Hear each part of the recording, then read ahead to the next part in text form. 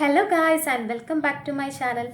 ഇന്ന് എൻ്റെ ഒരു കുക്കിംഗ് വ്ളോഗാണ്. അപ്പോൾ ഇന്ന് ഞാൻ ഉണ്ടാക്കാൻ പോകുന്നത് മാംഗോ ക്യാരറ്റ് പിക്കിളാണ്.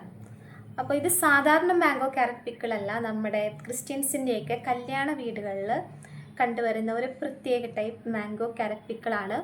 നിങ്ങൾ കണ്ടിട്ടുണ്ടാവും ചിലപ്പോൾ. ഇപ്പോൾ അത് ഇൻസ്റ്റാഗ്രാമിലും അതുപോലെ യൂട്യൂബിലൊക്കെ ട്രെൻഡിങ് ആയിട്ടാണ്.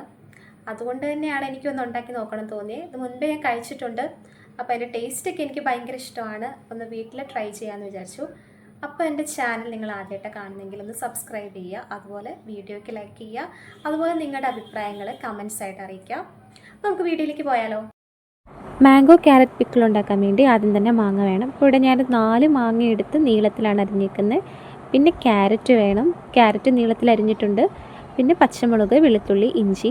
ആദ്യം തന്നെ ചീനിച്ചിട്ട് അടുപ്പിൽ വെച്ചിട്ട് നല്ലെണ്ണ ഒഴിച്ചു കൊടുക്കുക. നല്ലെണ്ണയാണ് കൂടുതൽ നല്ലത്, അതല്ലെങ്കിൽ വെളിച്ചെണ്ണയാണേലും മതി. പിന്നെ കടുക് പൊട്ടിക്കുക. കടുക്, ഉലുവ, കരിവേപ്പില ഇത്രയും പൊട്ടിച്ചതിന് ശേഷം വെളുത്തുള്ളി, ഇഞ്ചിയിട്ട് ഒന്ന് നന്നായിട്ട് വഴറ്റിയെടുക്കുക. അപ്പോൾ അതിൻ്റെ ഒന്ന് കളറൊക്കെ ഒന്ന് മാറി വരുന്ന ആ ഒരു ടൈമിൽ നമുക്ക് പച്ചമുളക് ഇട്ട് കൊടുക്കാം. എന്നിട്ട് ഒന്നുകൂടെ ഇതൊന്ന് നന്നായിട്ട് വഴറ്റിയെടുക്കുക.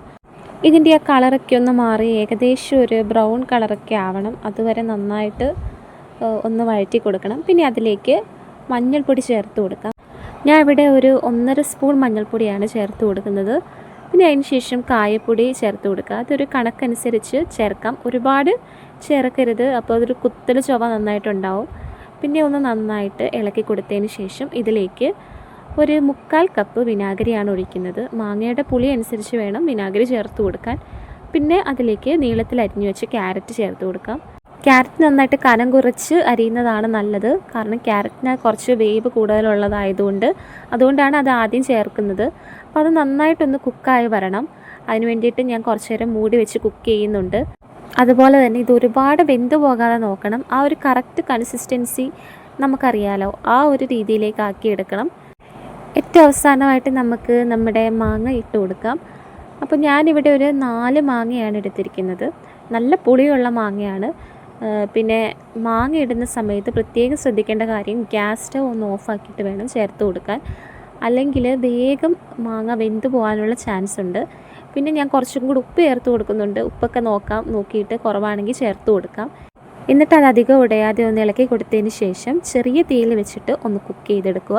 അപ്പോൾ ഒരുപാട് വെന്ത് പോകാൻ പാടില്ല. ഇവിടെ ഇപ്പോൾ ചെറുതായിട്ടൊന്ന് വെന്ത് പോയിട്ടുണ്ട്. നിങ്ങൾ കുക്ക് ചെയ്യുമ്പോൾ അത് പ്രത്യേകം ശ്രദ്ധിക്കുക. അപ്പോൾ എല്ലാവർക്കും ഇഷ്ടപ്പെടുന്ന ഒരു അച്ചാറാണ്. അപ്പോൾ എല്ലാവരും ഒന്ന് ട്രൈ ചെയ്ത് നോക്കുക. നെക്സ്റ്റ് വീഡിയോയിൽ കാണാം.